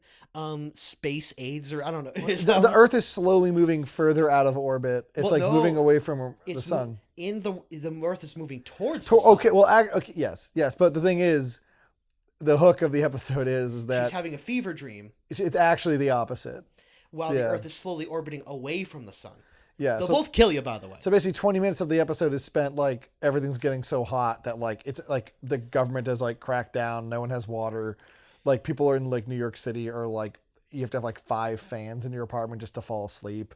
It's really scary It's a and good depressing. one. And at the end, she keeps turning back to that the painting they keep using as a really cool kind of visual motif of look at how peaceful and calm they are. Look at how nice it was. We really took it for granted that the Earth is not going to like annihilate us. Yeah. Rod Serling didn't know anything about global warming, I'm sure. And I don't even know if they say I don't even remember if they say that the Earth is off its axis and hurtling towards It's the pretty sun. scary. It's a great episode. In the very ending, the woman just the main character, I forget her name, she just loses it. Like she just like freaks it because she's like it's so hot. She just like passes out like in a fever. The painting itself actually starts melting. It's The really painting creepy looking. They're at the edge where like things are just gonna start lighting on fire. A human being is just it's too hot to exist. She's going to die. She's literally being cooked. And then she wakes up and it turns out it was a dream, and the Earth is actually moving further. Yeah, That's such a Twilight Zone. yeah, but it's cool. Yeah. Like because Oh even no! that sucks. As Max did better than I could ever do. I'm accidentally Hitler. You're accidentally Hitler? By accident? He had to make many choices to get to be the Führer. He made all the wrong. He made thousands of terrible I've never choices. seen this episode. Is this one that I should watch? It's be careful what you wish for. It's a Accidentally genie. Hitler? It's a genie, and he gives something. It's it's Mr. Needful, from Rick and Morty. Oh, I asked for this, but I asked for a lot of money, but then there's a negative consequence. Oh, I asked to be famous, but there's terrible consequences. And then the guy, it's really obvious setup to go. I want to be in charge of everything, and I want to be powerful and famous, and I want no one to be able to stop me from what I want to do. Well, And- looks like you want to be Hitler. and it's not just Hitler; it's Hitler in the fucking bunker. So he has like Wait, hours Hitler, left. famously not successful Hitler. Well, Hitler in the bunker tragically fits all of his. That's the thing. Yes, he's punished for his. Yes, he's punished for his hubris yet again. Well, ladies and gentlemen, that's all the creepypasta questions I can muster up since yesterday. But which by the way, actually, I'm so glad Kevin and Neil in our group message said do something spooky. So most is actually from this morning. But when I was just kind of pacing around in the rain on Main Street in Hyannis, which was fun. I'm sorry, Plymouth. Do you guys have a favorite creepypasta? I haven't really delved into as many as Or any internet scary story, like the no sleep Reddits, like anything like that, like the Rake maybe. I love the Rake. I haven't. I'm gonna say Candle Cove. Yeah, I really Candle like Cove is one of the few ones I have read, and I like it just as a. Have you caught the show? I haven't seen the show. Nope, no, not yet, but I'd love to. I vaguely recall there was a Seinfeld creepypasta that I thought was pretty funny. I had a dream about a Seinfeld. Maybe that's ladies what and gentlemen, would you maybe like to that's hear what this? I'm thinking. Was it the All one? right. I had a dream. George and Jerry were going up the mountain skiing. And Kramer was there too, but Kramer was afraid of what I would learn later. Elaine wasn't there. But George was he was doing the thing where you're supposed to cross the skis to go slower, make an X with your feet. Yeah. And he just kept shouting at Jerry angrily. He's all red faced. I'm a fatty, Jerry. I'm a fatty. And then Jerry was just trying to get George, Jerry, George, come down, and he wouldn't, and he was just coming at me, and I could see, Kramer was there, but Kramer knew that something was wrong with So George. you were now. in this episode? Yes, it was happening to me. It was happening. Yeah. George was happening at me. Just George getting angry, and it's scary. Yeah. It was almost like something mentally, like a rabid dog, or something is just wired wrong with his brain, or something is just taken over George Costanza. So if you were one of the kids in It, would George Costanza be what It turns into? Possibly, yeah. Instead of the Wolfman, or yeah. What's the thing? Hey. What's the creature that Professor Lupin keeps in the box? Oh, the Bogart. Yes. Thank you, a Bogart. I knew that one. Well, on that note, yeah, ladies and gentlemen, that's all the creepypasta things I came up with as of this morning. Might I suggest, do your own research. Have fun with it. The No Sleep podcast. Great podcast. Yeah, Glenn Washington Spooked. Very good. And Glenn Washington's Snap Judgment Alone. Also really good. Yeah. I love that there's still this very accessible, frequently updated database of just spooky stories. And yes, a lot of them are written by teenagers and aren't that good. But there are some that rose to the top. I do think the Rake is great, and I think some of the Pen Pal ones from the No Sleep podcast are pretty good. I don't know. It's fun to know that growing up right now, you could go out there and just listen to a bunch of original spooky stuff. And yeah, some of it's, a bit derivative. Yeah, no, it's actually it's a cool cultural thing that we have. There's been a good annual string of horror films the last 4 or 5 years. There's the Babadook, there was The Witch. The Witch Which is awesome. I love The Witch. Get Out. Get Out was Still my favorite film of the It year. Follows was good. It came out recently. That was great. It Follows wasn't as strong as The Witch, Get Out, and the other. But you know what? It Follows. I respect the film for trying to do something new. That's kind of my take on it as well. It's not a home run, but there's enough that works in it, and it's subdued. it's not loud Yes. and garish and like showy. There's a handful of jump scares. It's a horror movie. It's not like jump scares are for. It's not like a movie with jump scares. It by default is bad, and their jump scares they do a good job. Does anyone else find it weird in the scene where she goes back to the person who gave her, supernatural herpes, if you will, death herpes, ghost herpes, and they just sit on the grass and she's fine with them? Why doesn't she beat the piss out of them? Because the movie's not perfect. Well put. I agree. There are a few moments like that in the movie where I'm like, I don't know. They don't seem that scared. Should I be scared? Hey, shit, dick. Thanks for giving me the curse. How about I was like, oh, you just passed it on to someone else. Be a selfish piece of shit like me. There are quite a few horror films that were like, intentionally or not, looks at. Allegorical's not a word. Yeah, an allegory of. An allegory of AIDS. Like The Fly. Like Cronenberg wasn't going for that, but a lot of people thought he was. That it was I supposed totally to be. get that. He said no, it's just a generic degenerative disease. It could be cancer. I didn't realize you were going to. Or the fact that people were terrified. People stopped visiting people. People already The ones that became Kevin, are you still going to be doing spooky sound effects during I'm probably gonna cut like half this episode out. Yes, I think we've been talking for like 2 hours. We have, yeah. Jesus Christ. Yeah, we haven't even done questions yet. Yeah. Oh God. Well, that's that for this episode's quiz from Ryan, which started off as a creepypasta quiz and sort of became a Ryan campfire tale hour, where Ryan gave us interesting tidbits on creepypasta stuff that I know I'm going to be Googling. But up next, we have our Q&A segment for episode 4, which is all pulled from one Patreon post. Anyone who backs us on Patreon can throw in questions once a month or once every episode, wherever the hell we put them up. I'm going to try and stick to the Halloween-centric ones first. Cool. So a few people asked this. John Nandick, Joseph Shuttle, a few different people asked variations on this, which was, guys, what kind of Halloween costumes did we wear growing up? Do you remember the first Halloween costume you picked when you were younger? I do. Neil, do you? I don't know if it was. I don't think it was my earliest, because I don't remember the exact order I did them all in. But I did dress up as a robot once, and it was a big cardboard box that we spray painted silver. And I just have a very specific memory familiar? of the look of spray painted silver on cardboard. Is always going to remind me of that costume. It was a cool costume. Would you argue something you would not want to wear over and over and over again? Probably not. Ryan is referring to the time that we made No Place Like Home, and I made Kevin James dress up in basically that costume. Yeah. With Dryer Vince's arms, it was you were hokey ventilated. like a Bender from Futurama. It was a crude approximation of like a cartoon, a Charlie Brown version of a robot. Thank you again, Kevin. I did. Not comfortable. Maybe when I was 9 years old, I dressed up as the basically the killer grandma from Psycho, who by the way isn't alive. But I dressed up as an old lady with a knife. Or were you actually Mother Bates, or were you? I think I was Norman supposed Bates to be Mother Bates. What year was that? 91? How old were you? 4? No, this was when I was like 9. Okay, so 95. And you're going for the Hitchcock, not the. Yeah, I hadn't seen Psycho, but I knew enough about it to know. Oh yeah, there's This an is old cool. Yeah. Yeah. Vince Vaughn, remember? Right. It might have been weird around the that Vince was? Vaughn times. Do you remember your first costume? My you picked? brother and I, he was Leonardo and I was Raphael. We were Teenage Mutant Ninja motherfucking turtles. I Nice. still remember the rubber of this weird mask that I had. Me too. It smelled bad. I chewed on it because I was 3. Do So you think you got it like at Bradley's or something? we definitely got it Bradley's. And for Yeah. those of you who remember at home, whether you're either too young or too old to remember, Ninja Turtle action figures, another thing that I tied directly to smell.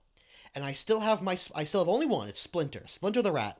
Splinter the one who taught the Ninja Turtles whatever forms of crudely approximated martial arts. Apparently he was a master of, I think, a lot of martial arts. Or they just change it because he's a cartoon rat and I don't give a shit.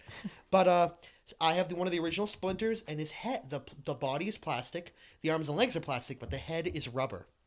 And as a child, teething, I would bite the heads off of all the Ninja Turtles, off of Shredder, off of Foot Soldiers. I bit the heads off of... Why would you build something that's kind of like a Binky and give it to a baby? Anyways, I wasn't the adult who bought these things, but let's move on. Ninja Turtles. I when I was very young didn't get to pick. I think I picked my first costume when I was 4 or 5, and it was Dick Tracy. I really wanted to be Dick Tracy for Halloween. Around then, I definitely went as Egon for Halloween one year, and the costume I got... I had a Ghostbuster year. Yeah, and the costume I got was from Bradley's, and it's weird because the Ghostbusters aren't like monsters or anything. They're just normal looking people. They're exterminators. But like the Ghostbuster costume I had for Egon was still like a plastic mask and like of just a dude's face with glasses and a pompadour. And as a kid, I was like, oh cool, I got an Egon costume. And we kept the suit around, and I used to wear it to like sleepovers with like cousins and stuff when we were really young. But I look back now and I'm like, why didn't they just put like glasses on me or something? Yeah, that's Egon. By Like, the way, we mentioned Bradley's twice. Bradley's is out of business, right? oh, it might have been a regional I department store. believe Bradley's is gone now. Yeah, I think yeah. the rest of the Or Bradleys something. are gone. Yeah, I bring this up because there was recently a sighting of a Bradley's truck in Boston. What? There's just a big truck with the Bradley's logo on it. I'm pretty sure it was Bradley's. For a movie or something? No, it was just there, and people were really taking pictures of it and trying to figure out why is there a Bradley's truck. Neil, Bradley's went out of business. Why? Today's the anniversary. Years ago. Oh. I think the most plausible explanation was it's just a repurposed truck that they never painted over. Yeah. But anyway, that Yep. made the news. That was a big enough deal. Here. Those are good questions. A few people. I mean, there's so many questions. How about this? Mobius asks, and I think this is a softball. I'll aim this one at Neil. Okay. Neil, Evil Dead 2 or Army of Darkness? Ooh. Oh, come on. Well, here's the thing. I've only seen Evil Dead 2 maybe once or twice. Nobody's perfect. I know it's been a long time. I'd need to watch it again. And I like Army of Darkness a lot too. I saw it first, so it holds kind of a special place in my heart. Believe it or not, me too. Me too. But Evil Dead 2 is pretty cool. But I remember specific things about Evil Dead 2, and the rest of it is kind of a blank. So I can't. I know everyone says Evil Dead 2 is better, so I'm not going to argue with that. I remember discovering Army of Darkness as a kid when I was pretty young. Yeah. Probably 4.5, 5 when it first started coming on TV, and you'd see ads like "Order this now" on pay-per-view. And I used to think I could tell there was a stylistic similarity between it and Darkman, even at the time. Oh yeah. That's cool. And but I thought a couple years later, because I saw like, just these ads on TV. Years later, I remember thinking, was that Jim Carrey? Like when I was like 9 or 8. We Like, were was kids, it like motherfuckers in everything. Because before the internet, I couldn't look this up. Like, was that like an early Jim Carrey movie? And when I finally discovered Army of Darkness, like, oh no, Bruce Campbell Very different. kind of looks like Was Jim that I remember I had that Was with that- I remember the trailer for Kung Pao came out, and I misremembered it as Ben Stiller.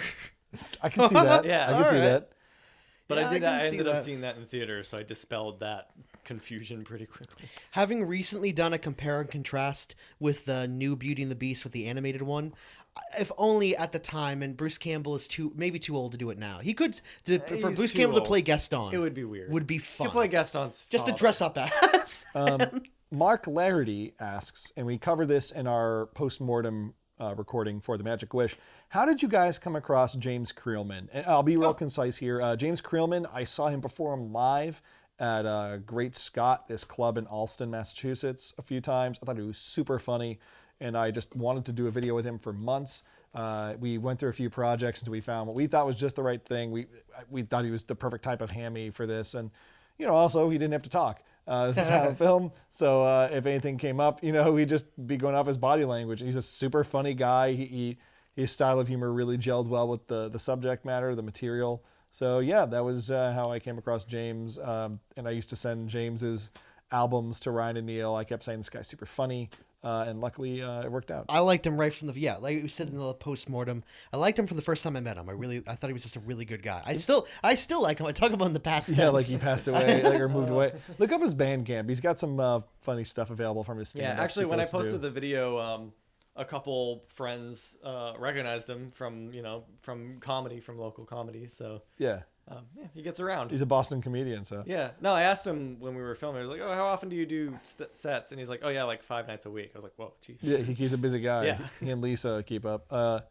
So, Ryan, Michael Kickenrad Corliss asks all of us, but I'm going to target this at you. What underappreciated films do you wish more people knew about?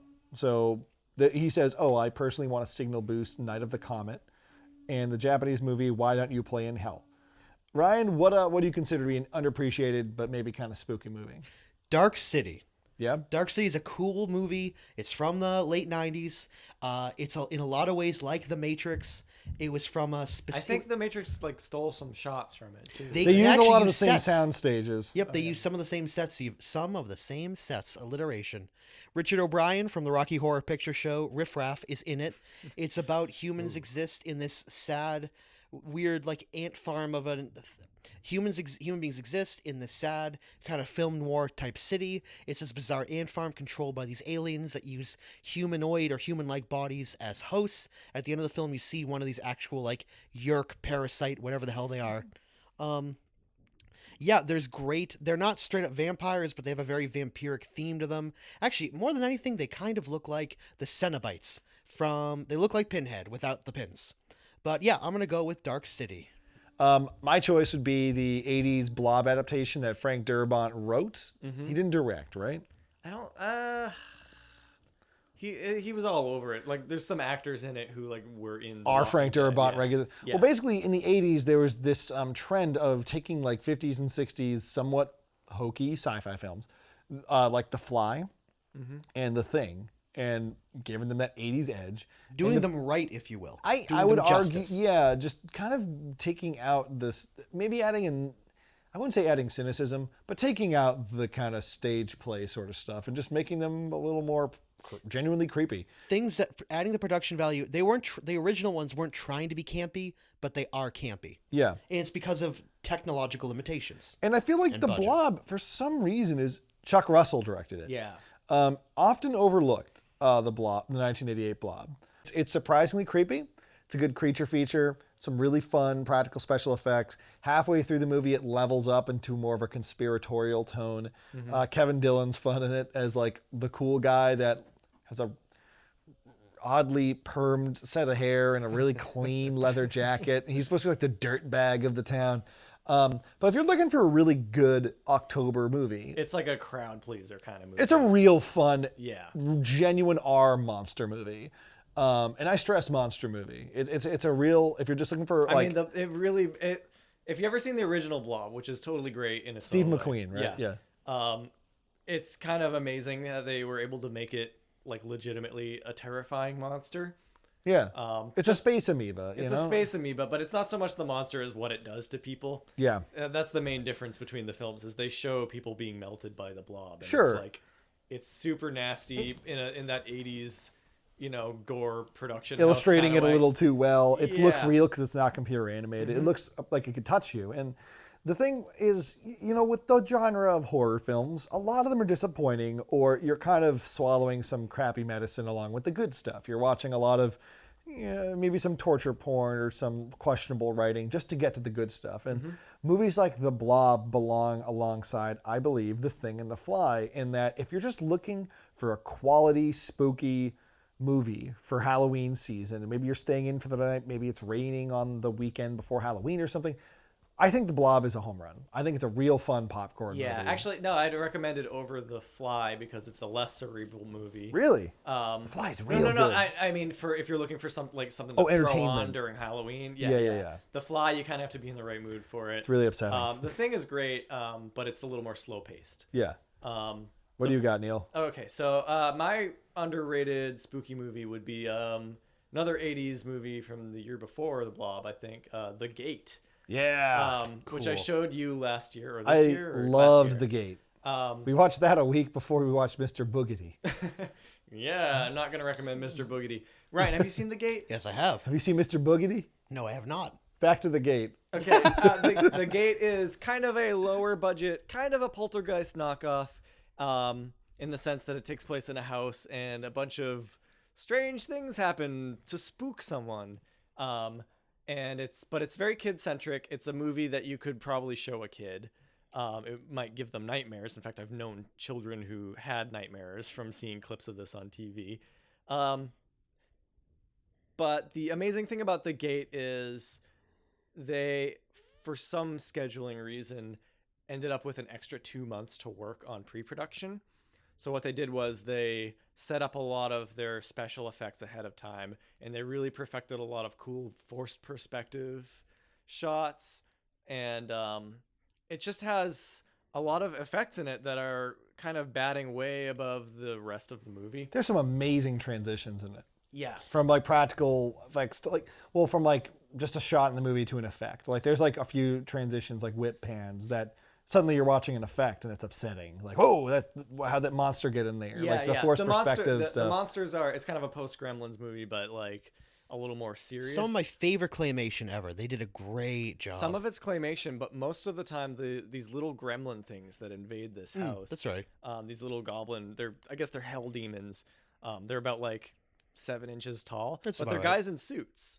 And there's a lot of shots of guys in suits around they'd build a set that's, like the edge of a couch or something. And it's like triple scale or something. yeah, it's kind of like that. Well, it's like that scene in Army of Darkness when they have all the little ashes and stuff. So it's effects similar to that. And they're just like way too good for what this movie is. I highly recommend that movie. It's a really good Halloween movie.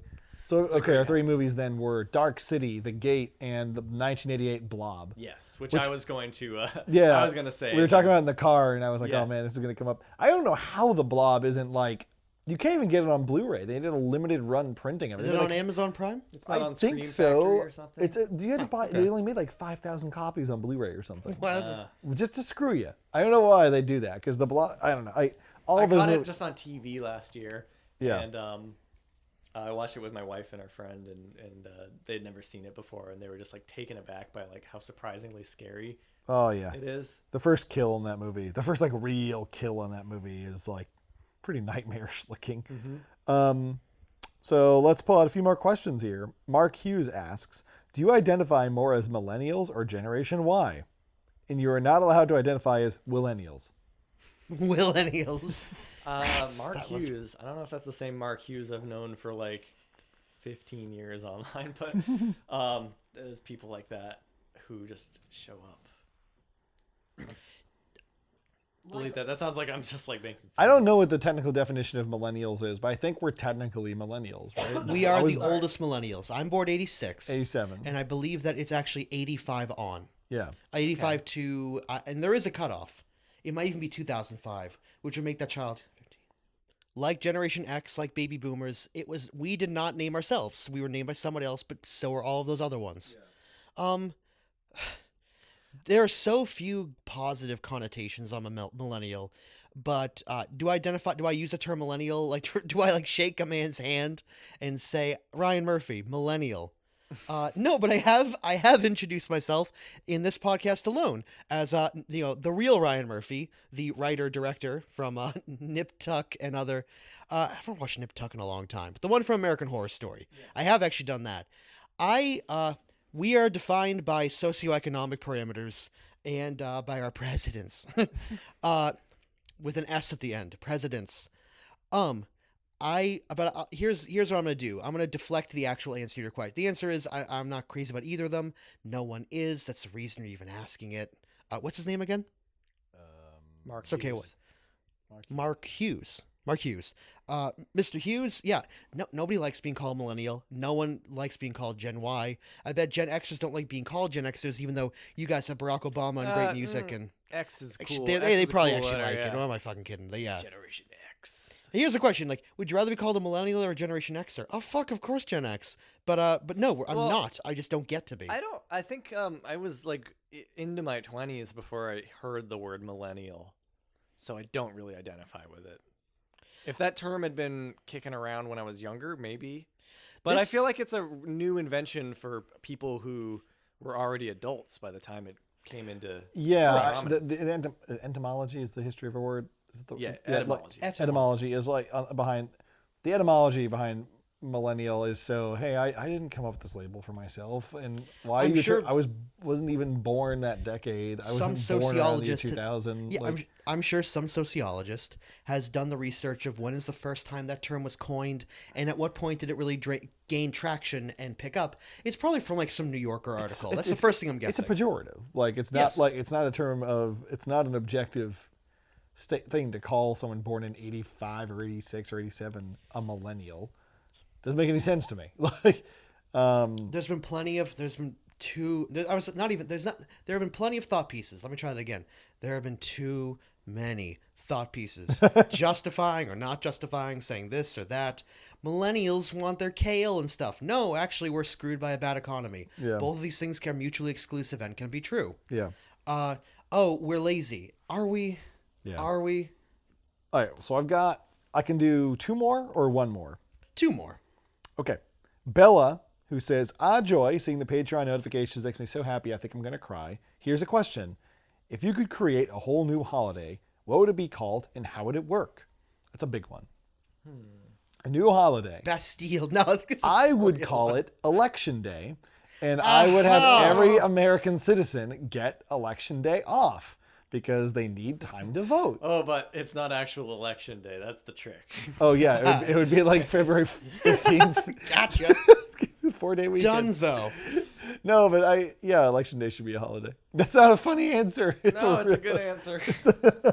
Because rich people get to make their own schedules and poor people must work. They don't get the on day it. off. And do you know, for those of you at home, you may not know this, but to co-op on Kevin's answer, which was fucking great. Thank Sorry. you, Kevin. Election days were on Tuesdays, and the etymology of that, or the history of that, is because in the early days of the 13 colonies here in New England and New York and down, of all 13, it used to be in the old the blue laws in Massachusetts. We call the blue laws are colloquialism we have here for the weird old laws that have been on the books for hundreds of years. Some of them back from the first days of Plymouth Rock in the Mayflower Contract and Plymouth Colony. The original Pilgrims moving all the way up to today in 2017. And the blue law among those weird old-timey laws, there was a time when church was on Sundays, and to not attend church was actually illegal. You could be fined or jailed, that unless you were so sick you couldn't get out of bed, you had to go to church. Obviously, we've moved past those awful days. And so because... Wait, I don't have to go to church? There's no fine. Neil, what would your holiday be? That's a good question. Up in Somerville, we have a local festival every year called Honk Fest, which is all just a whole bunch of brass bands and marching bands from all over the country come to town, and they all pick a street and they play on that street, and it's very joyous and fun and loud and kind of annoying. It's like a Dr. Seuss page come to life. That's exactly it. And then they do a little parade, and I think every city should probably have to bear that. I like that. I really like it, but I don't know if it would be feasible. I think we'd probably run out of brass bands if it all happened on the same day. Maybe we could stagger the holiday out. It's a quarterly thing. Yeah. Honk 2 is in April. Yes. Honk 3 would Honk be West. in Honk West. Ryan, do you have a holiday? I do. Though it's not a creation, it is not my own creation. Back in the day, have you ever wondered? Well, it takes the Earth about 365-ish days to get around the sun. Yep. We measure that's why we still use 360 degrees for a circle and 180 degrees for a half circle. Yeah. We didn't arbitrarily pick those numbers. It takes 360-ish days to get around the Earth. And the Greeks first figured this out. The Greeks and then the Romans stole it. Why is the Earth just a little off? And the reason we now know is because the Earth is on an axis. I honestly don't know to what degree the Greeks or Mesopotamians or Babylonians or Phoenicians or whoever, I'm sure maybe the Greeks didn't find it first. Comment in our comments section. I'm sure someone will tell me. But the point is, they figured out it's 360 degrees for a circle, but we're always a little off. And that's why we still have leap days. Every couple of years, we have to add one more day to February because the whole cycle is a little off every time it goes around. They would have a 360-day calendar, and then the extra 5 or 6 days were one big fuck it. It was one big party. And like Leap Day, what happens on those days doesn't count. Now, it's not the fucking purge, all right? It's supposed to be fun. And they would often do this. They would incorporate it around the time when the harvest is over. So that, or at, the growing season's over, we have enough food to last the winter, or not, and it's time for a big party. So our years begin and end, or sometimes they would do it between the summer and winter solstice, depending. They would between our current, nowadays we're at January 1st of our new year, their big New Year's Eve would be the beginning of like a couple of days that are just wishy-washy, one big party that everybody gets to take a break from, and then we all start back at a collective 1, and we go to day 360. I would think that would be pretty cool. So it's kind of like Fun Day on that episode of Doug. I knew that joke was Oh, coming. yeah. I knew that joke was coming. Glad that- Oh, you Fun know Day. me too well. All right, last question from Christian Medico. Hello, Christian. If Hollywood gave you an existing intellectual property to reboot or adapt to film, what would you want to make? And what would you want to do with it to sort of make it your own? We have an immediate answer because we were asked this exact question a decade ago while working at Plymouth Rock Studios, Oh yeah, and we said Animorphs. Yep. we We would own Animorphs. I don't know how I would put my own fingerprint on it though. I guess I would. Sordon would be played by Bryan Krantz. Nope, different intellectual. I thought that Power Rangers adaptation was good. I'll see it. I haven't seen it yet, but I'm not opposed to seeing it. It's fun.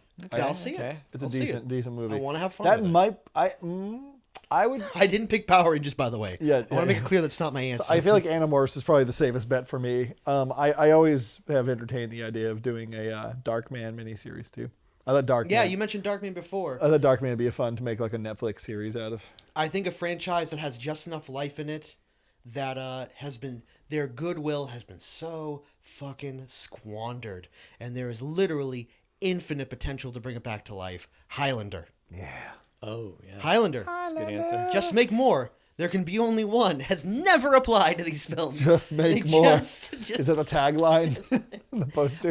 Make it I would love I would even do an animated series so that it doesn't fucking matter if the actors age or not. Was there a Highlander cartoon? There was a Highlander TV show. There was an holy shit. It's kind of the Highlander 2 territory, but it's like Mad Max, but there's also like mutants, and I don't know if the Kurgan's a villain and they have a really bad shot. Let's just say there isn't a Highlander cartoon. But how about a cool like Cowboy Bebop or Samurai Jack? Yeah. Make a well-crafted animated production where they cut back to the 1700s, or he's a caveman, or he saw Jesus crucified at Golgotha, or it's the future. Let's just do Cloud Atlas, but good. He was on the Titanic. Well, yeah, Tom Hanks with a funky mustache. Tom Hanks is David Pumpkins. Tom Hanks says a third thing to make him different that isn't a little racist, which Cloud Atlas. And I know that Cloud Atlas is trying to be super duper inclusive of all different people. We are all one human body. We are all living together. But don't do it with like weird prosthetics and makeup. People go, ugh, for a reason, and you done messed up. Which So you're saying you'd reboot Cloud Atlas? I don't want to make Cloud Atlas. So we got Highlander, Darkman, and Animorphs. I almost said Wachusett Mountain. Wachowski. Wachusett Mountain, for those of you not in Massachusetts, is a delightful skiing mountain close to Loon Mountain, like the bird, not a term for a mental person. The Wachowski No one was siblings. gonna call you.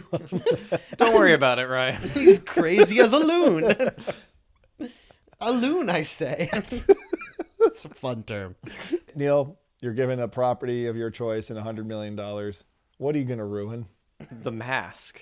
Oh, that would be fun. I'd watch Yeah. that shit. That's probably happening right now. Oh, well, it kind of should happen. Yeah. I don't know. Well, if they wanted to go a little bit more in the horror direction like they were originally going Before to do. Chuck Russell got involved. Yeah. But when Twice I've brought him up this episode. Well, yeah, it's Halloween. Ooh. Yeah. Well, three times actually, because he. Well, keep going. Or maybe something along those lines. I feel like maybe Mrs. Doubtfire? you could probably do an intro. No, there's no saving Mrs. Doubtfire. Men in Black. I think. Cool. I think Just more? It's kind of served its term. Yeah. And I would like to. It's too soon, but I would like to someday see kind of a different spin on Men in Black. Maybe something a little less Barry Sonnenfeld-ish. A little more straight. A little more Steven Spielbergish or something like that. Okay. So, yeah. All right, I hadn't thought of it in that direction. I don't even know like what I would do to Darkman. Like I just think Darkman is such a great idea.